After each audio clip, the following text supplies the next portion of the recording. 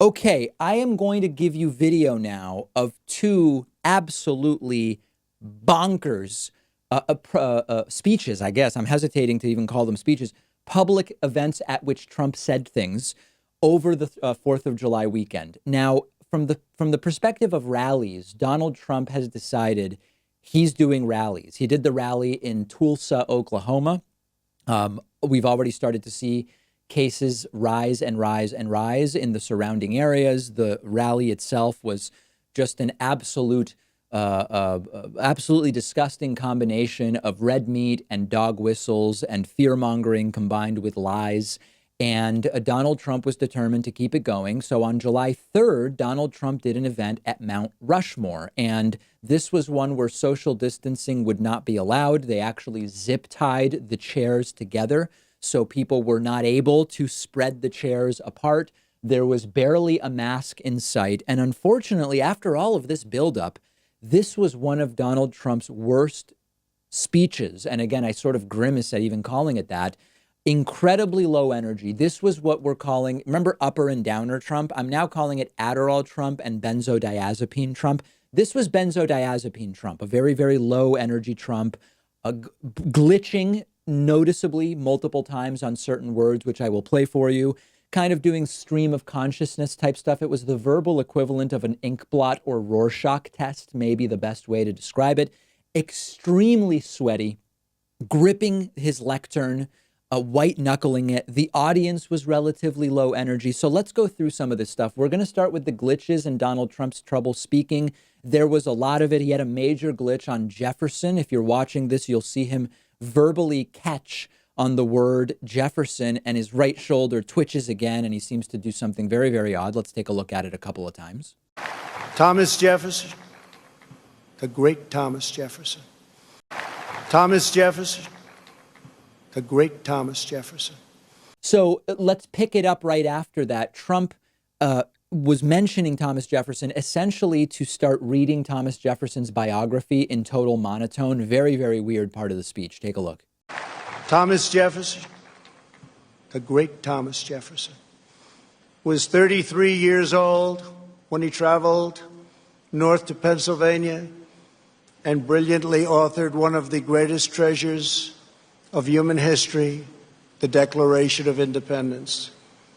He also drafted Virginia's Constitution and conceived and wrote the Virginia Statute for religious freedom. Just bizarre, right? I mean, it sounds like Trump is reading Jefferson's wiki bio off of a prompter. The crowd doesn't care. More importantly, reading Thomas Jefferson's biography has nothing to do with Trump's failed governance or policy or anything like it. Trump later mangling the word totalitarianism, calling it totalitarianism. Take a look at that.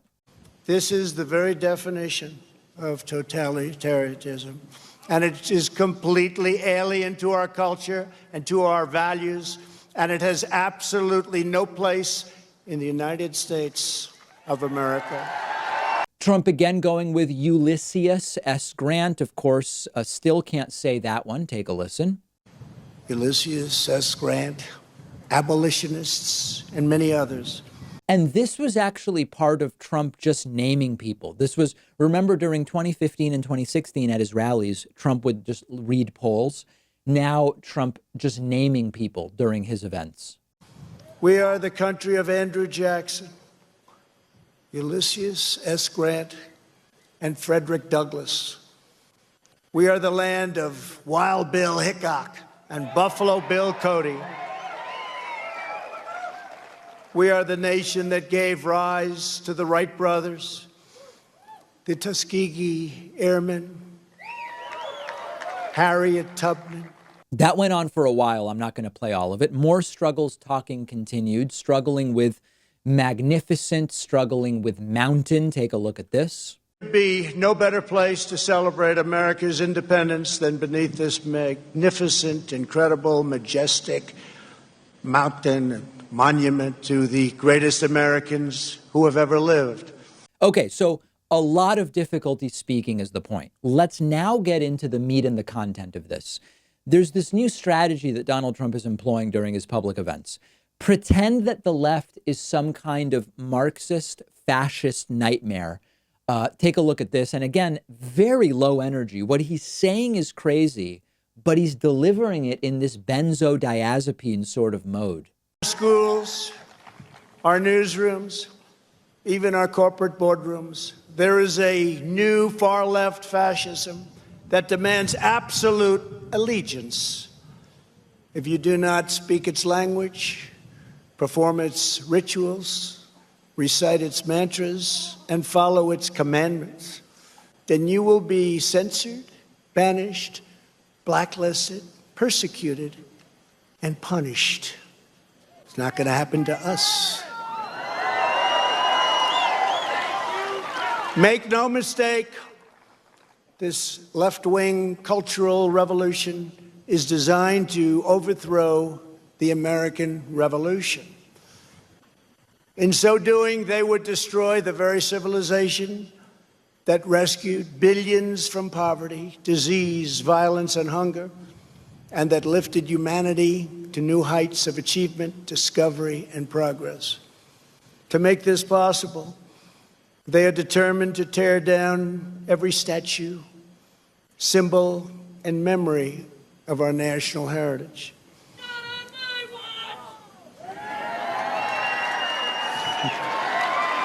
True. So low energy seems to be on downers, and the content, cultural revolution, talking about the left wants to overthrow the American Revolution. You want to make the United States just an offshoot and belong to the United Kingdom. I don't see any leftists who want to do that. And just imagine for a second if a President Barack Obama or another Democratic president gave a speech about fighting the extreme right wing and referenced defeating Nazis in World War II and fighting the Cold War or whatever, as if that's what's going on today. If a Democratic president did the equivalent of what Donald Trump is doing here about Marxism and people who want to undo the American Revolution, Fox News and Rush Limbaugh and Hannity and Tucker and all of them, they would be going insane for a week. That's essentially what Trump is doing.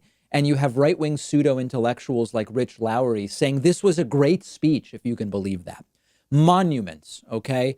We've learned that Donald Trump's staff want him to talk less about monuments because they see it as kind of a losing approach. And again, Trump going on and on here about monuments. He also sounds like he's sleep talking. Now it's more like Ambien-like. It's weird.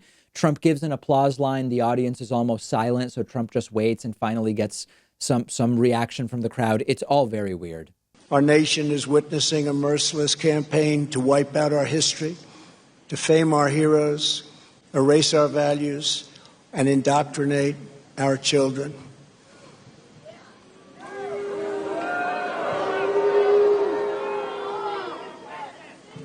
Angry mobs are trying to tear down statues of our founders, deface our most sacred memorials, and unleash a wave of violent crime in our cities.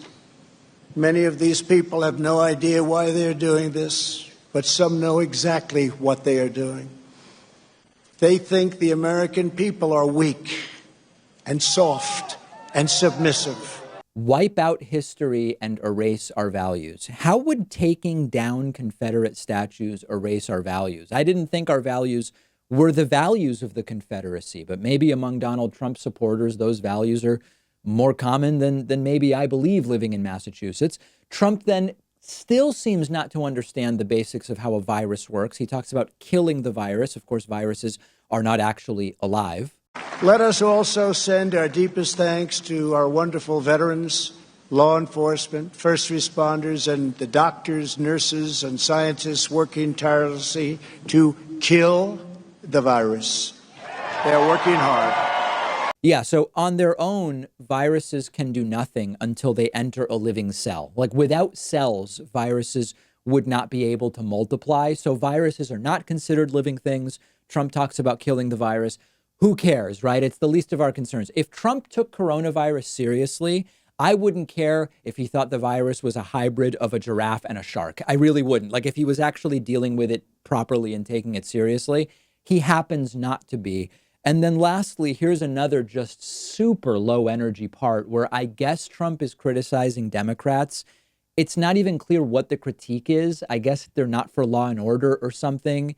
And he says kids are taught to hate their country. In cities that are run by liberal Democrats in every case is the predictable result of years of extreme indoctrination and bias in education, journalism, and other cultural institutions.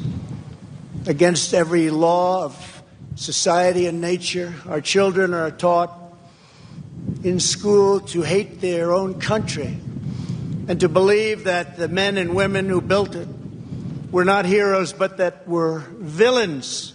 So the audience just barely engaging with what Donald Trump is saying. And this was not the only horrifying gong show speech that Donald Trump gave over the weekend. This was July 3rd in Mt Rushmore. On July 4th, Donald Trump gave, I guess, what we're calling his big 4th of July speech. And that's what I want to talk about next.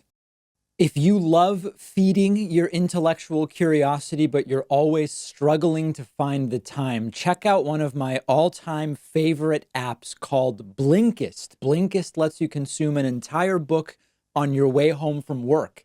They take thousands of popular nonfiction books, condense each one into text or audio that you can get through in just 15 minutes, and you get all of the important core ideas and information from that book. It's perfect if you don't have enough time to do all the reading you want to do, or if you just want to sample a book before you buy the entire thing. I recently read A Brief History of Time, of course, by the great Stephen Hawking. This is a book that I have been aware of for so long, and other things got in the way, and it was fantastic to check it out on Blinkist. Blinkist has books on politics, philosophy, science. They have 27 different nonfiction categories, and a subscription is only about $8 a month, and you get the entire library. But you can try it totally free and get 25% off a subscription when you go to Blinkist.com/Pakman. I've put the link right underneath this video.